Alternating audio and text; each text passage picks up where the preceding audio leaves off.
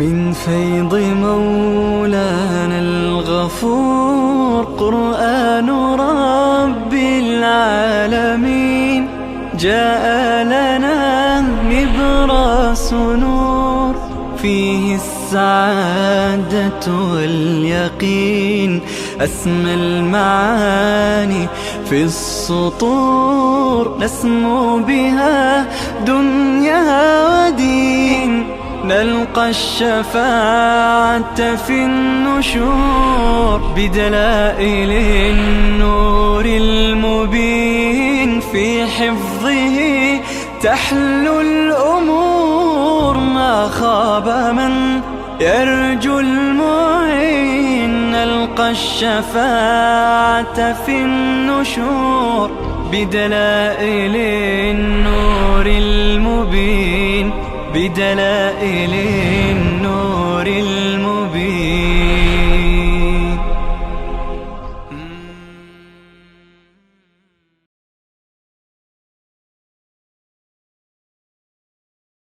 أعوذ بالله من الشيطان الرجيم. بسم الله الرحمن الرحيم.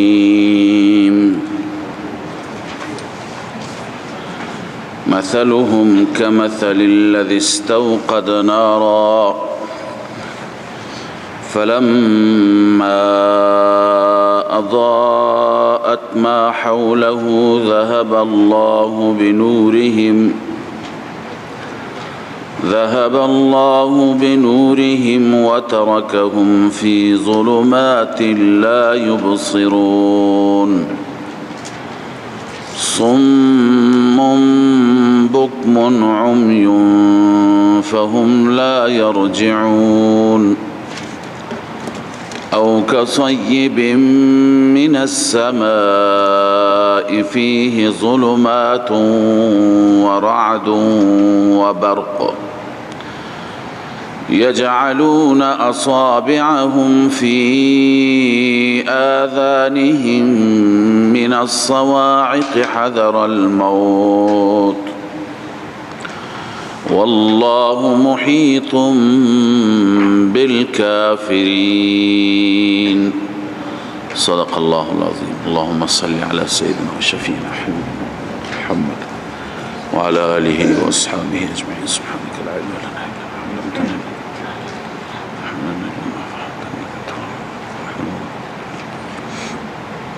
قبل از این از ابتدای سوره مبارکه تا اینجا ذکر و یاد سه گروه مختلف و متفاوت و صفات اونها را خواندیم. گروه اول گروه متقیان بودند با صفاتشان و با نتائج دنیوی و اخروی اولئک علی هدی من ربهم و اولئک هم المفلحون. گروه دوم گروه کفار مجاهر همچنین صفاتشون خونده شد و نتائج دنیوی و اخروی ختم الله علی قلوبهم و علی سمعهم و اخروی و لهم عذاب عظیم. گروه سوم بحثشون آغاز شد، منافقین بودند. صفات منافقین را خواندیم و بعضی از ثمرات و نتائجی که الله تعالی بیان فرمود اولئک الذین اشتروا الضلالة بالهدى فما ربحت تجارتهم وما كانوا مهتدین. اینها نتایج دنیای نفاق و منافقین هست. اکنون دو تا مثال الله تعالی بیان می فرماید که می خوانیم. اول مثلهم كمثل الذي استوقد نارا و دوم او كصيب من السماء.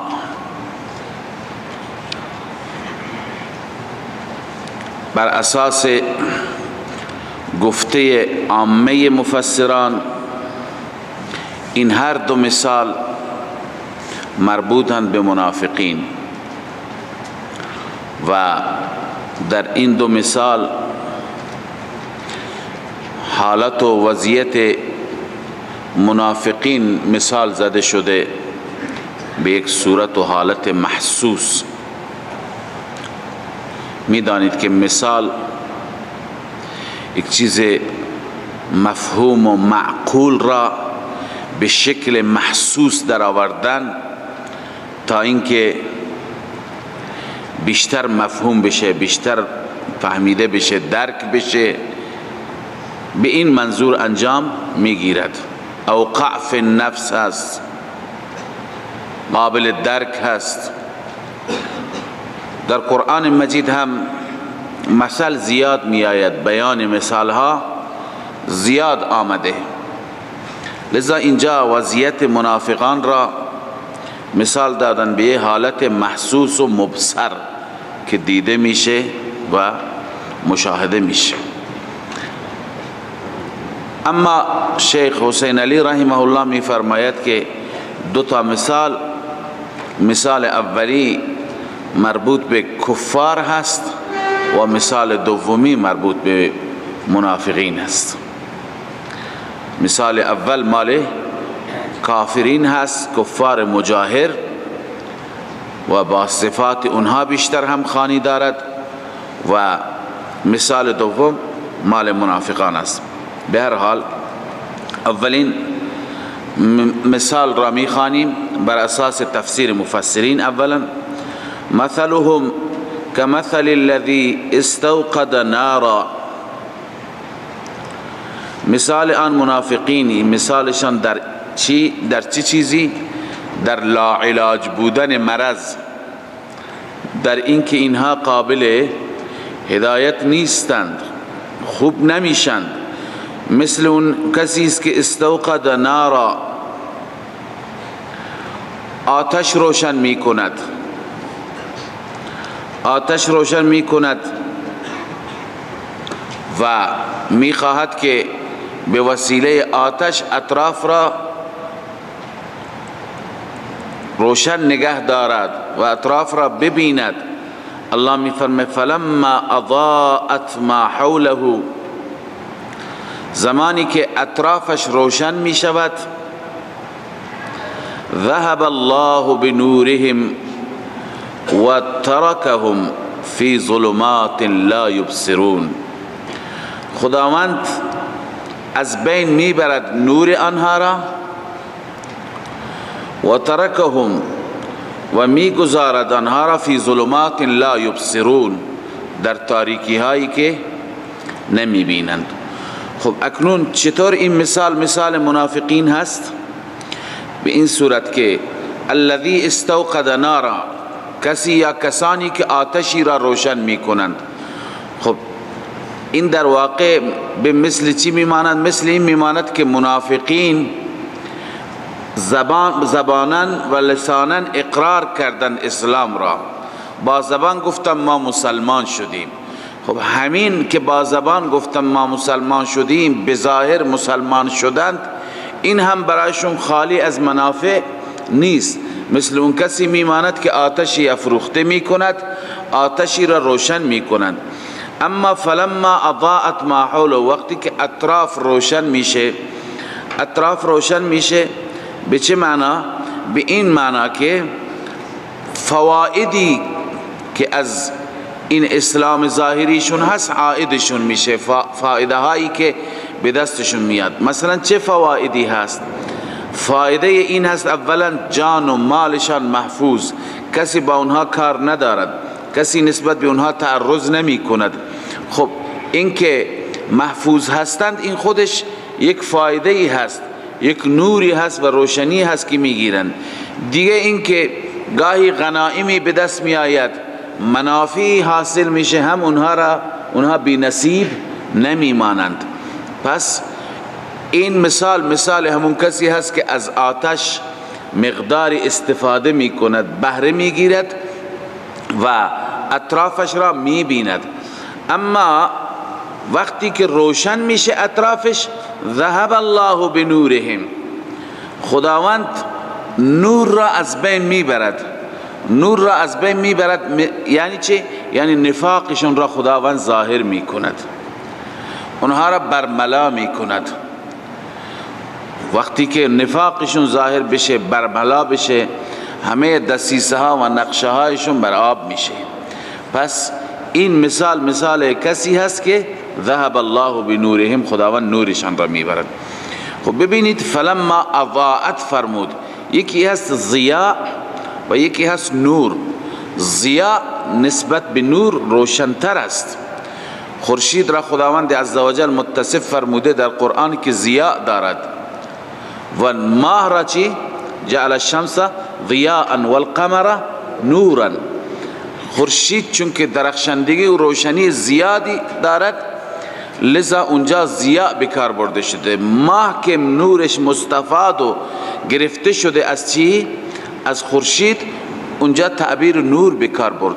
خب اینجا فلما اضاءت ابتداء وقتی که فرمود اطراف روشن میشه، خوب روشن میشه، ذهب الله بضیائهم بر اساس فلما اضاءت. ولی اینجا فرمود که ذهب الله بنورهم، معنیش اینه که خداوند همون نور کم را هم برد، یعنی هیچ نوری باقی نمان.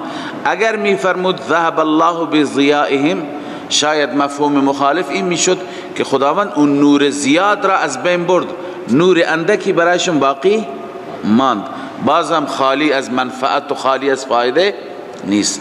به این خاطر نفرمود ذهب الله بضیائهم، بلکه ذهب الله بنورهم. حتی نور اندکی که داشتند اون هم از بین رفت، در تاریکی محض تأکید میشه و ترکهم فی ظلمات لا یبصرون، گذاشت آنها را در تاریکی هایی که اصلا نمیدیدن. خب بر اساس این تفسیر مشاهده فرمودید که این کسی که آتش روشن میکند یعنی منافقی هست که ایمان ظاهر میکند. منافقانی که ایمان ظاهر میکنند مثل کسانی هستند که آتش روشن میکنند. اضاءت ما حوله، یعنی منافقین از اسلامشون منافعی که حاصل میکنند، این را تشبیه داده به کسانی که از آتش و نور آتش بهره میگیرند، اطراف خودشون را مشاهده میکنند. ذهب الله بنورهم، خداوند نفاقشون را افشا میکند، خداوند رسوایشون میکند. این را تشبیه داده به کسی که اون آتش را در بیابان دارد و اون آتش از دستش میرود، در یک تاریکی محض میماند. پس این اسلام هیچ فایده برایش ندارد. خب این بر اساس تفسیری بود که مراد از مثلهم، مثل چی گرفتیم؟ منافقان. اما اگر مراد اونطوری که شیخ حسین علی رحمه الله می فرماید مراد کفار باشد، اون وقت تفسیر چه میشه؟ تفسیر اینه که مثال کفار را الله بیان می فرماید به این صورت که الذی استوقد نارا، الذی استوقد نارا، اون کسی که آتشی روشن کرده، یعنی رسول الله صلی الله علیه و سلم. رسول الله با نور ایمان، با دعوت حق آمدند و تشریف آوردند و اطراف را روشن کردند با دعوت توحید. فلما اضاءت ما حوله، اضاءت ما حوله، اطرافش چی شد؟ نورانی شد. یعنی این نور اسلام را که رسول الله آوردند، اهل مکه یعنی مسلمانان مکه، مسلمانان از این استفاده کردند. مسلمانان از این چی کردند؟ استفاده کردند. اما مسلمانان استفاده کردند، بیشتر اهل مکه چی شدند؟ محروم شدند، چون ایمان نیاوردند. ذهب الله بنورهم، خداوند نور را برد، نور را از اونها گرفت، چون که اونها ایمان نیاوردند. ایمان که نیاوردند چی شد؟ محروم ماندند. و رسول الله صلی الله علیه وسلم هجرت کرد، رفتن مدینه طیبه. اهل مکه در تاریکی محض باقی ماندند. بس میفرماید که شیخ میفرماید این کسی که نوری را افروخته کرده، این کس رسول الله صلی الله علیه وسلم است. این نور اسلام را روشن کرده. اضاءت ما حوله، اطراف را روشن کرده. منافع نور، کسانی که آمدند و از این نور استفاده کردند ایمان آوردند. اما ذهب الله بنورهم، در حق کسانی است که از این نور استفاده نکردند. و ترکهم فی ظلمات، در تاریکی ماندند، در کفر و شرک و ظلمت ماندند. چی شدند؟ صم بکم عمیون. آیا اینها حواس نداشتند که از این نور استفاده بکنند؟ آیا اینها نتوانستند از این نور استفاده بکنند؟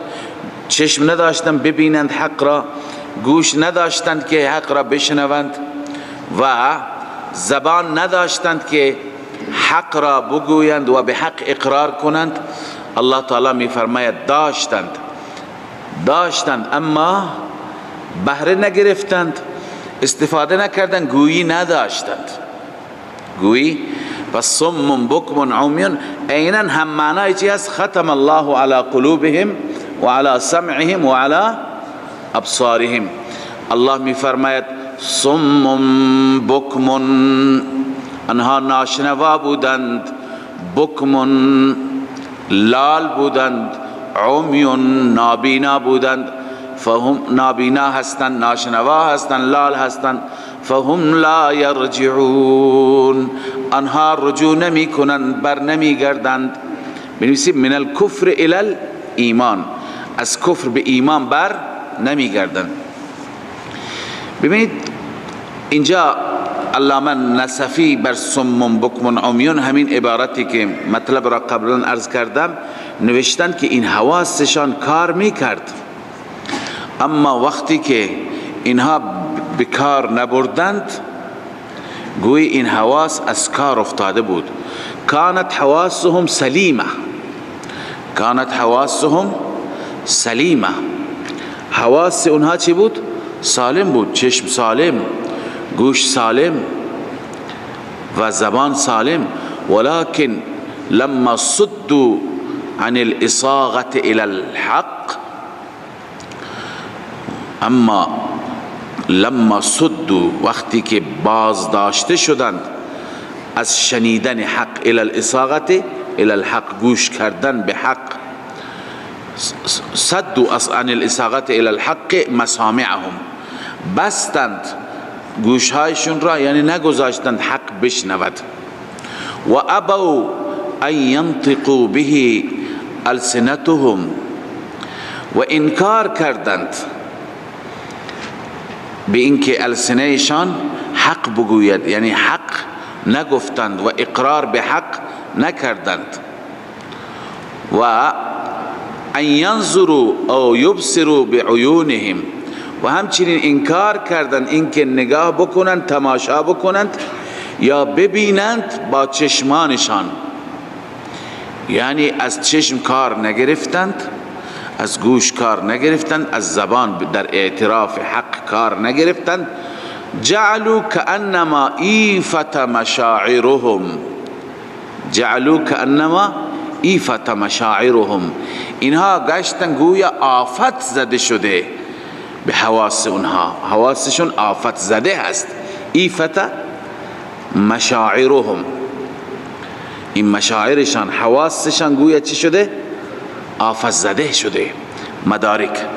پس صم بکم به این معنی هست که اونها چشم داشتند، گوش داشتند، سالم هم بود، اما چون که انکار کردند از گفتن حق، از شنیدن حق، از دیدن حق، الله عزوجل اونها را چی کرد؟ آفت زده کرد، اونها دیگه کار نکرد. علی ای حال این مثال یا اینکه مال منافقان بود بر اساس گفته جمهور، یا اینکه مال اهل مکه بود که ایمان نیاوردن بر اساس گفته شیخ حسین علی رحمه الله. مثال دوم، این مثال عند العامه مالکی مال منافقین است.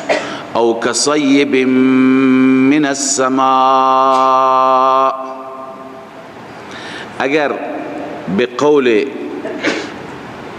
جمهور مفسرین ما بگیریم و مثال اول را مال منافقین بدانیم، او اینجا میشه للتخییر، یعنی اون مثال را توجه کن یا این مثال را، اون مثال را ببین یا این مثال را.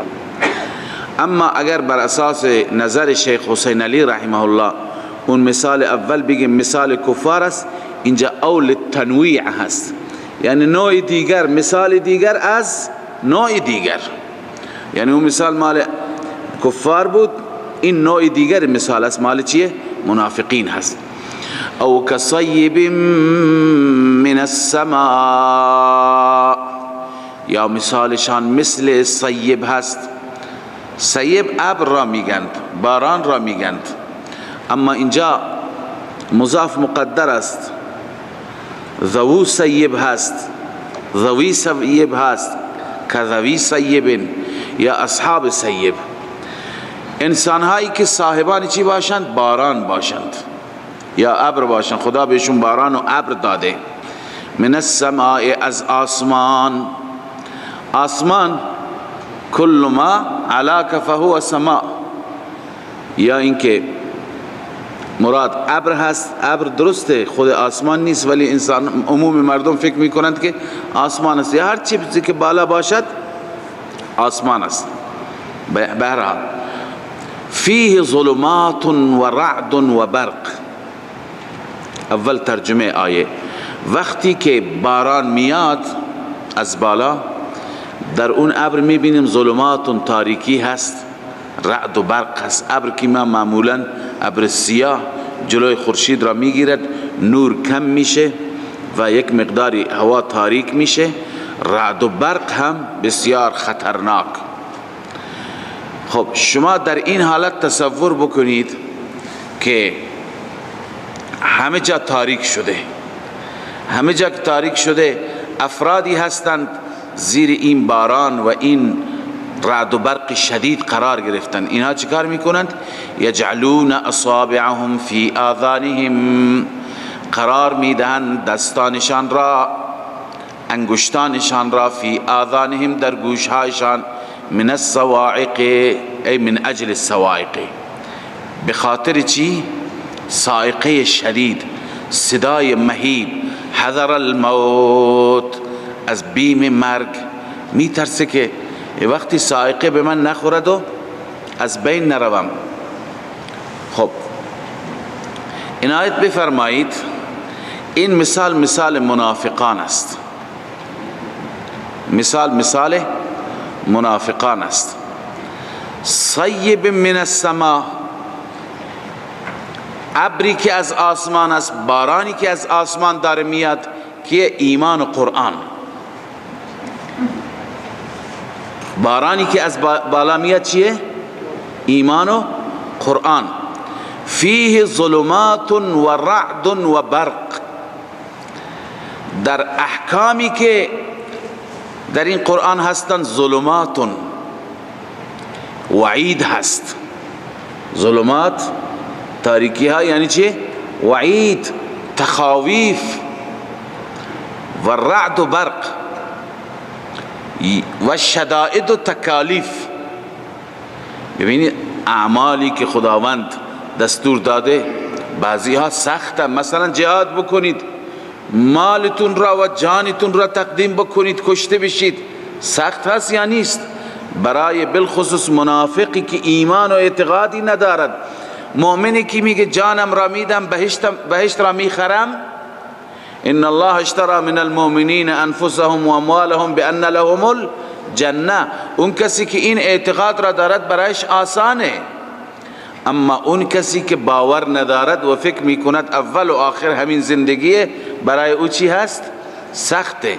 پس اعمال شاقه، تکالیف دینی و همچنین وعیدها و تخاویف برایش چی است؟ به منزله صواعق و رعد و برق است. البته مراد از برق، خب برق وقتی که میزند در او تاریکی، جلوی راه انسان چی میشه؟ روشن میشه. منظور فواید دنیوی ایمان هستند. فواید دنیوی ایمان.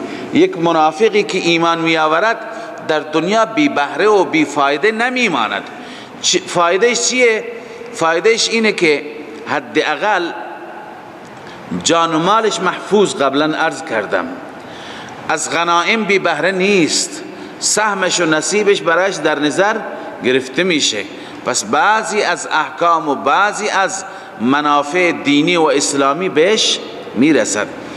خب یجعلون اصابعهم فی آذانهم من الصواعق، قرار میدهند منافقین دستانشون را، این مبالغه هست، انسان فقط یک بند را میتونه تو گوش بکنه، اونم کامل نه، ولی مبالغه است گویا کل انگشت را، یعنی اگر جا داشت همه انگشتان را تو گوش میکردن تا هیچ نشنوند.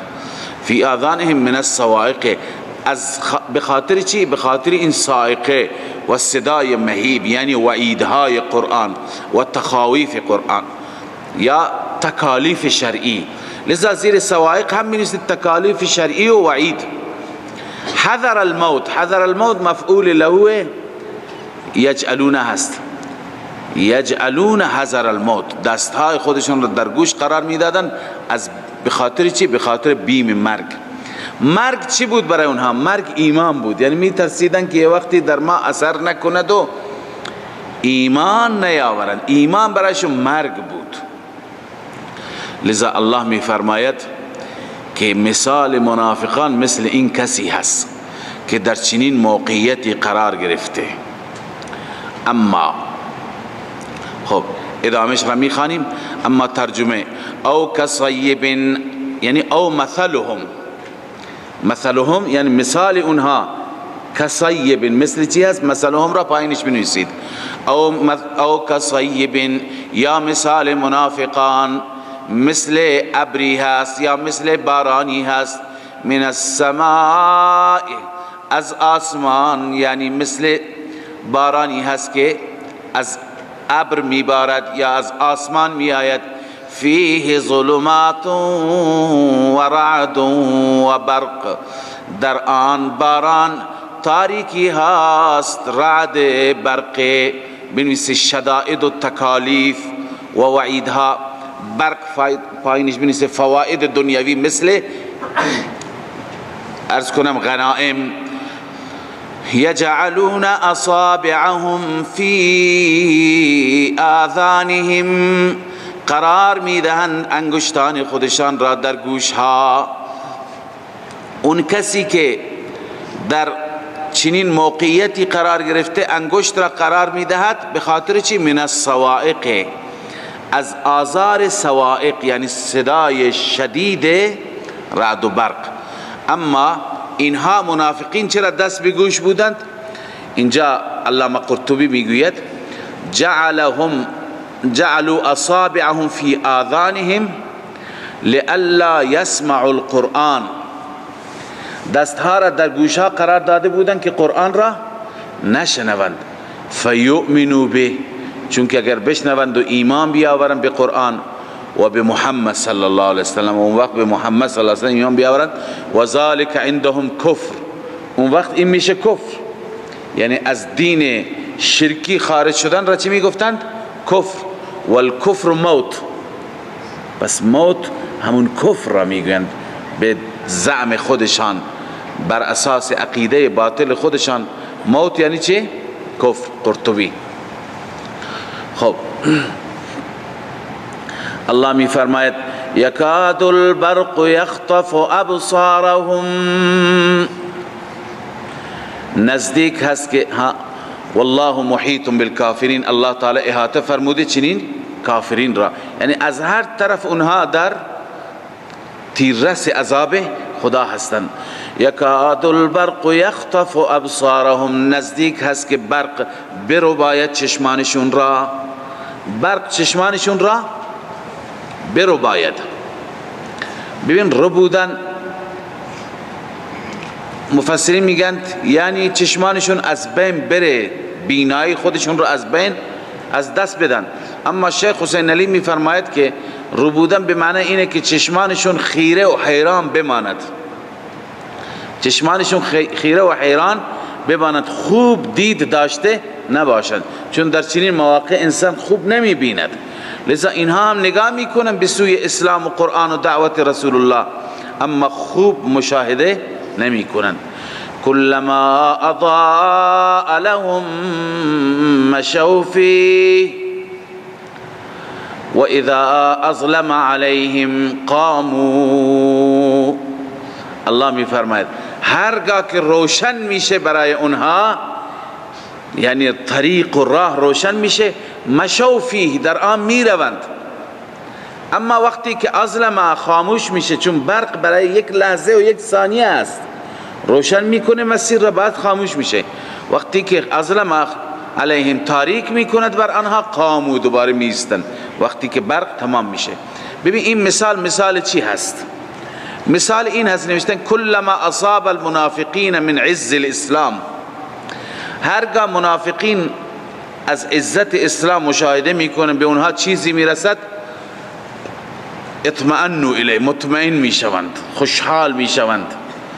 اما و این اصاب الاسلام نکبه، اگر برای اسلام مشکلی پیش بیاد، یعنی اهل اسلام شکست چیزی، قاموا، توقف میکنند، لیرجعوا الى الكفر، تا که به کفر برگردند.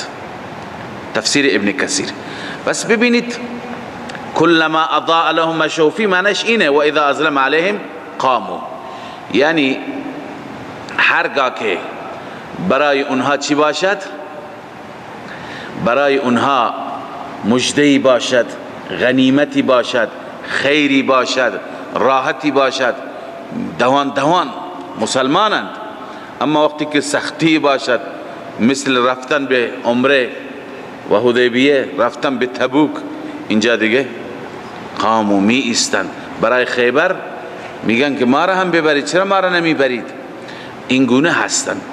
ولو شاء الله لذهب بسمعهم و ابصارهم، الله میفرماید اگر خدا میخواست از بین میبرد سمعشان را و ابصارشان را، یعنی کلا اونها را محروم میکرد، ولی الله تعالی مهلت میده. ان الله على كل شيء قدیر، بدون شک خداوند عزوجل بر هر چیز قادر است، بر هر چیز قادر و توانا هست. پس ملاحظه فرمودید که این مثال منافقان بود که منافقان همینطور که در مسائل دینی عقب میان، جلو میرند و یک مقدار که میان باز عقب نشینی میکنن، سختی ها را میبینن، شدائد را میبینند. پس مثال اینها عیناً مثل کسی است که در اون وضعیت رعد و برق قرار میگیرد، یک قدم جلو یک قدم عقب. هرگاه که روشنی میبینه میدوه، اما هرگاهی که تاریکی میبینه متوقف میشه. خب اینجا بحث این سه گروه تمام شد، منافقان، کفار و مؤمنان. اکنون خداوند عزوجل همه گروه ها را دعوت میده بعد از اینکه صفاتشون بیان شد و نتایج هر صفتی هم معلوم شد. نتیجه نفاق هم صم بکم هست، نتیجه کفر هم ختم الله علی قلوبهم و علی سمعهم هست، و نتیجه ایمان اولئک علی هدی من ربهم و اولئک هم المفلحون. بعد از اینکه نتایج صفات معلوم، نتایج معلوم، اکنون خداوند دعوت میده به سوی توحیدش، به سوی عبادت، به سوی عبادتش. فقط خدا را عبادت بکنید، بغیر از خداوند هیچ کسی را عبادت نکنید. الله می فرماید یا ایها الناس اعبدوا ربکم، ای مردم عبادت کنید رب خودتان را. بنویسید مالی، بدنی و قولی، همه عبادت ها را، چه عبادت مالی باشد، چه عبادت جانی باشد، چه عبادت زبانی باشد، همه عبادت ها را اختصاص به ربتان بدهید. عبادت چیه؟ قبلا عبارت علامه ابن القیم را خواندم، مجددا میخوانم که اینجا بحث عبادت است. العبادت عبارت عن الاعتقاد والشعور. عبادت یعنی چی؟ یعنی انسان اعتقاد و شعور و باور داشته باشد به ان للمعبود سلطه غیبیه، به این صورت که معبودی که من او را عبادت میکنم سلطه غیبی دارد، غلبه دارد، قدرت غیبی دارد. ای فی العلم و التصرف. سلطه غیبی یعنی چه؟ یعنی علمش هم محیط به کل شیء است، هر چیزی را میداند و قدرتش هم فی العلم و التصرف. سلطه غیبی داره فوق الاسباب، ما فوق اسباب، ما تحت الاسباب نه، ما تحت الاسباب بلا تشبیه. این کفار و ملوک دنیا امثال اوباما و غیره، اینها هم چی دارن؟ قدرت دارن. اما اون کسی که قدرت دارد فوق الاسباب قدرت دارد، یقدر بها علی النفع و الضرر، میتواند هم به من نفع برساند، هم میتواند به من ضرر برساند. لذا من چنین ذاتی را که دارای این سلطه کامل هست و دارای این تصرف و علم هست، هم نفع میرساند هم ضرر، از حال من آگاه هست. لذا اون را چیکار میکنم؟ او را فریاد میزنم، او را ثنا میکنم، او را با ورد زبانم میکنم، او را سجده میکنم، او را تعظیم میکنم. لذا میفرماید فکل دعاء و ثناء و تعظیم، هر دعایی، هر ثنایی، هر تعظیمی که ینشأ من هذا الاعتقاد فهی عبادت، بر اساس این اعتقاد باشد، از این اعتقاد نشأت بگیرد، اون چی هست؟ عبادت است. مدارج السالکین ابن قیم. پس عبادت اینه که انسان برای معبود چنان سلطه غیبیه را قائل باشد، او را فریاد بزند، برای او مال خرج بکند برای رضای او، و او را سجده بکند و طواف بکند، تمام تعظیم ها را بجا بیاورد. لذا می فرماید که اعبدوا ربکم. اما اینجا اعبدوا ربکم، ببینید مشرکان خدا را عبادت می کردند، اما معبودان را هم عبادت می کردند، هم خدا را عبادت می کردند هم معبودان را، هم برای خدا قربانی می کشتند هم برای معبودان، به صورت مشترک هم می کشتند. پس این عبادتشون درد نخورد. به این خاطر اینجا عبدالله ابن عباس نوشته ای افرد الطاعت والعبادت لربکم. اعبدوا ربکم یعنی چه؟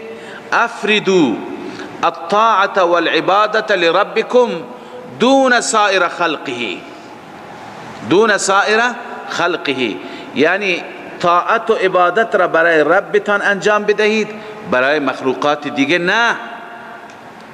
ابن جریر. پس الله تعالی ما را دعوت میده به چی؟ به توحید فی العبادت.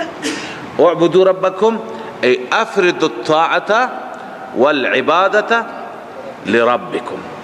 پس الله می فرماید یا ایها الناس اعبدوا ربکم.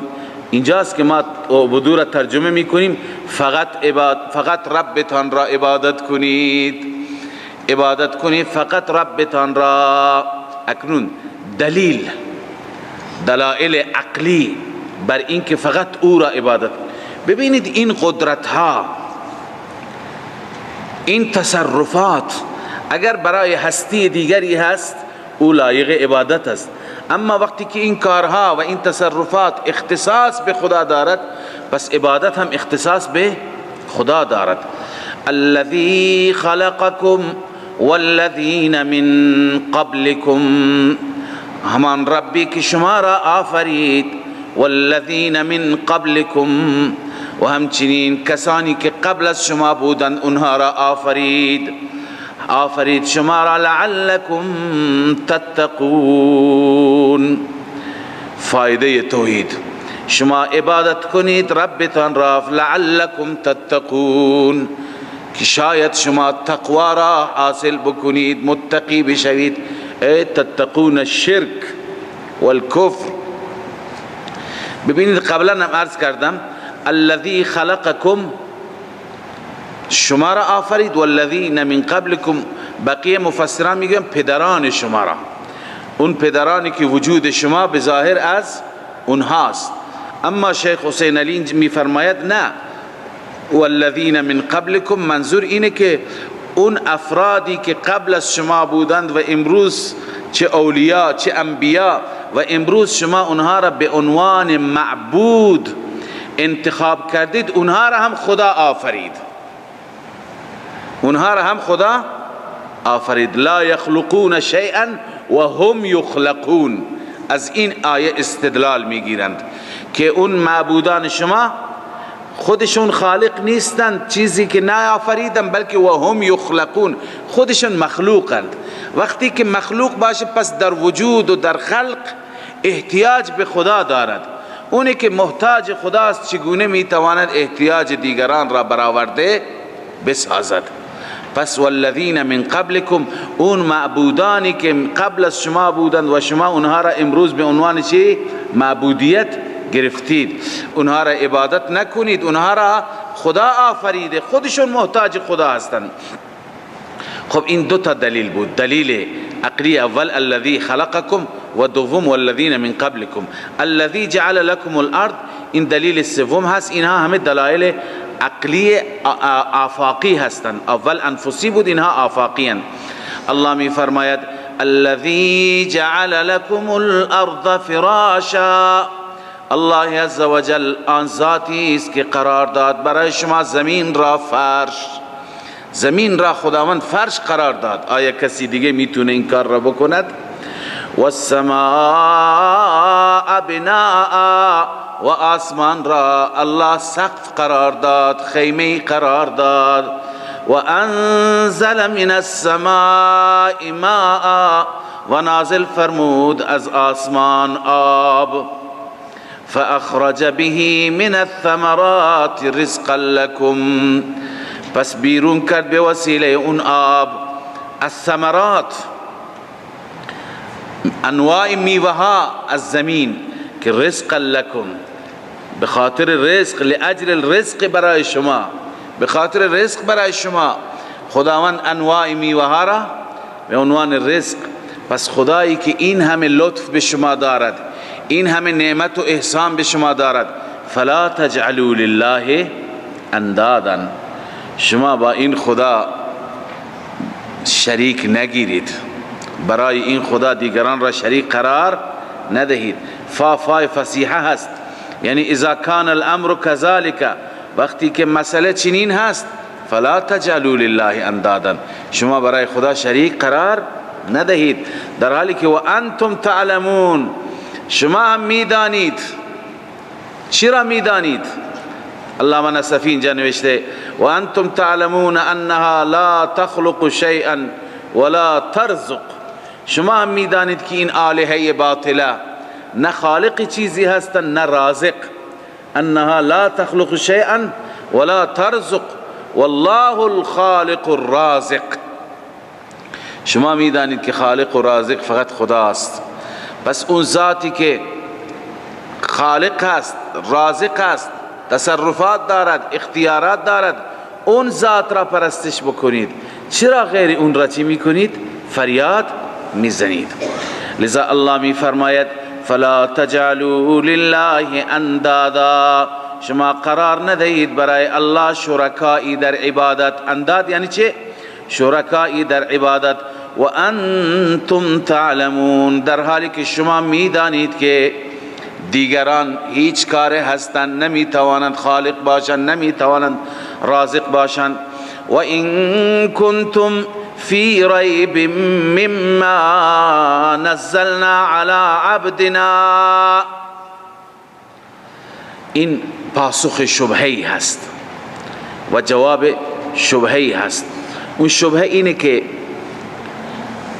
مشرکان میگفتن این کتاب از جانب خدا نیست، از جانب خود محمد صلی الله علیه و سلم است، چون که تو این کتاب اینقدر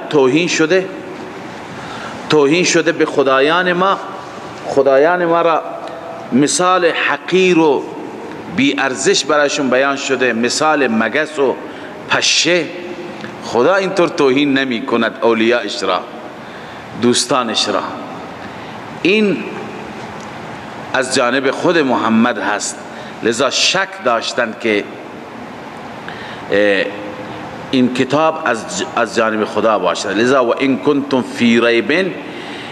فی ریب مما نزلنا، اگر شما در شک هستید، فی کونه وحی من الله شأنه، در این که این وحی خدا باشد. یا کنتم فی ریب مما نزلنا علی عبدنا انه من عند الله، شما شک داشتید که این کتاب از جانب خدا هست چون که بر بنده ما نازل شده. پس شما چیکار بکنی؟ فأتوا بسورة من مثله، شما یک سوره بیاورید مثل این قرآن باشد. یک سوره بیاورید که مثل چی باشد؟ قرآن باشد. ببینید عزیزان، اینجا یک نکته خدمت شما عرض میکنم، اون اینه که اینجا تحدی هست. تحدی یعنی به مبارزه طلبیدن. خداوند مشرکان را به مبارزه می طلبد. شما یک سوره بیاورید مثل قرآن. عموم مفسرین میگویند که سوره بیاورید مثل قرآن باشد در فصاحت و بلاغت، مثل قرآن باشد در فصاحت و همینطور فصیح، همینطور بلیغ.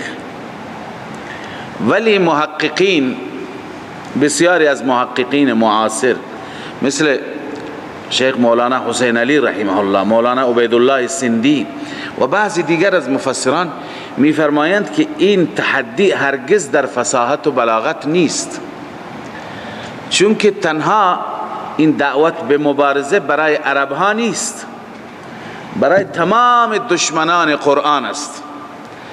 خب دشمنان قرآن چه عرب باشند چه عجم باشند، کفار چه عرب باشند چه عجم باشند، اونها را داریم به مبارزه میطلبیم. خب اونها را به مبارزه، زبانشون وقتی که عربی نیست چطور بگیم در فصاحت و بلاغت مثل این بیاورید؟ پس تنها تحدی در فصاحت و بلاغت نیست. امروز هم کفار دنیا، خب دیروز مشرکین مکه فصاحت و بلاغت بلد بودند، امروز اروپایی ها، غربی ها فصاحت و بلاغت که به جای خود اصلا عربی بلد نیستند. پس نمیتونیم بگیم نه خب تحدی برای اینها نیست، تحدی برای قریش مکه بود. نه، امروز هم تحدی هست، امروز هم از طرف مسلمانان این دعوت هست، دعوت به مبارزه.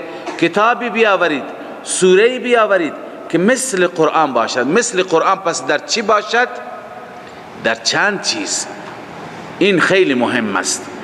مثل قرآن باشد در فصاحت و بلاغت، مثل قرآن باشد در ندرت مضامین، مضامینش چنان نادر الوجود و جالب، بیان واقعات ماضیه و مستقبل و صادق بودن در اینها. هرچی که قرآن از گذشته میگه، هرچی که در از آینده میگه، همه درست در میاند. کتابی مطلبی بیاوری مثل قرآن.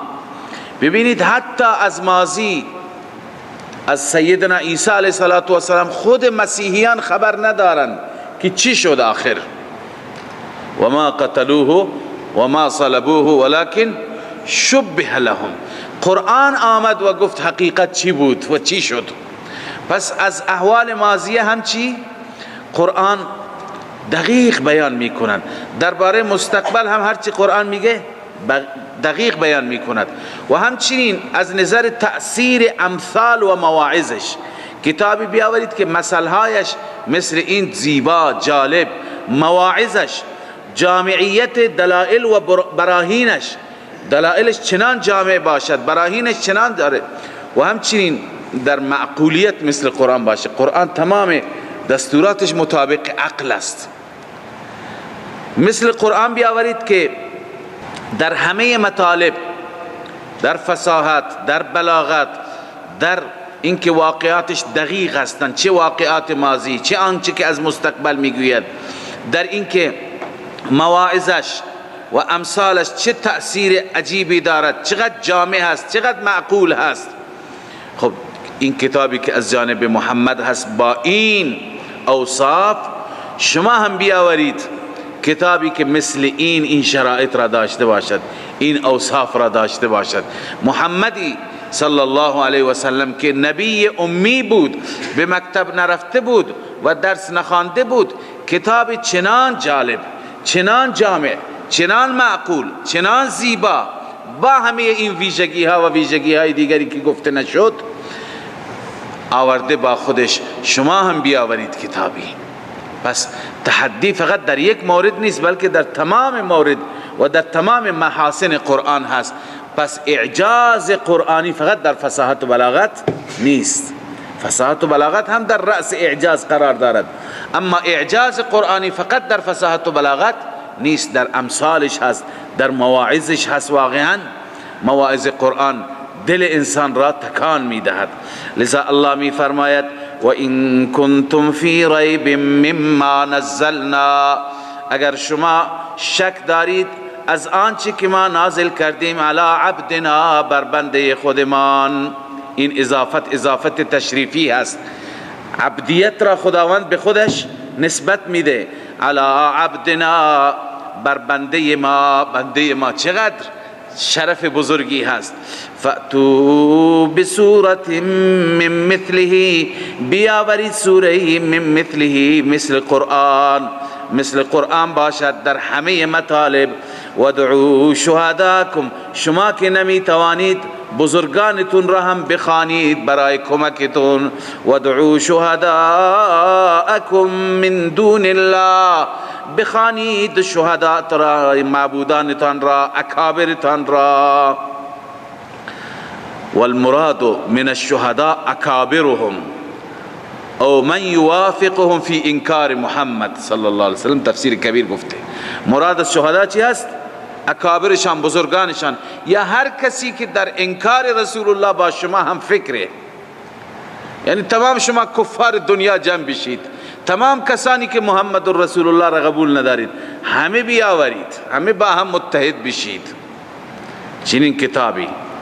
و تفاسیر دیگه گفته استعینوا بآلهتکم فی ذلک، شما اصلا از خدایانتون، از آلهه باطلتون کمک بگیرید در این مورد. یمدونکم و ینصرونکم، اونها شما را کمک کنن، شما را یاری برسانن. ابن کثیر. پس یا استعینوا بآلهتکم التي تعبدونها معالم التنزیل، آلهه‌ای که شما پرستش میکنید از اونها استعانت بخواهید، کمک بخواهید. زمانه ودعو شهداکم این هست، بزرگانتون را بخوانید. ان کنتم صادقین، اگر شما راست میگویید، اگر شما راست میگویید که محمد از جانب خود درست کرده، اگر راست میگویید که کتاب خدا نیست و محمد از جای دیگه این را یاد گرفته. ان کنتم صادقین فی قولکم ان محمدا قد اختلقه من عند نفسه، ان محمدا قد اختلقه من عند نفسه، که محمد این را درست کرده از جانب خود. خب اگر راست میگید شما بیاورید مثل این سوره، یک سوره مثل این قرآن. اما اکنون الله عزوجل عجز اونها را بیان میفرماید و بعد از عجز تخویف. وقتی که عاجزید، نمیتوانید، از عذاب خدا بترسید، از آتش جهنم بترسید. الله میفرماید فَإِن لَمْ تَفْعَلُوا، این شرط است. فَإِن لَمْ تَفْعَلُوا، اگر شما نمی کنید، شما انجام نمی دهید، یعنی مثل قرآن نمی آورید، جزا جلوتر است. اما جمله معترضه ولن تفعلوا، این جمله معترضه، هرگز شما انجام نمی دهید، نمی توانید مثل قرآن بیاورید. پس فاتقوا النار، این جزا هست. یا اینکه فآمنوا جزا است، فاتقوا النار مرتب بر اون جزا، قائم مقام است. پس ایمان بیاورید و فاتقوا النار، بترسید از آتش جهنم، التي وقودها الناس والحجاره، همان آتش جهنمی که اخگرهایش مردم و سنگ ها هستند. سنگ تو اون آتش جهنم انداختند. سنگ آتش را چی میکند؟ داغتر میکند، گرمتر میکند. بعضی از علما معتقدند که منظور از این سنگ همون بتانشون هستند، آلههشون هستند. خداوند اونها را در جهنم می اندازد که ببینند اینها خدایان ما بودن با چه ذلتی. قیل المراد بها حجارة الاصنام، بعضی گفتن که مراد از حجاره چی هست؟ حجارة الاصنام هست، سنگهای بتان هستند. والانداد، معبودان.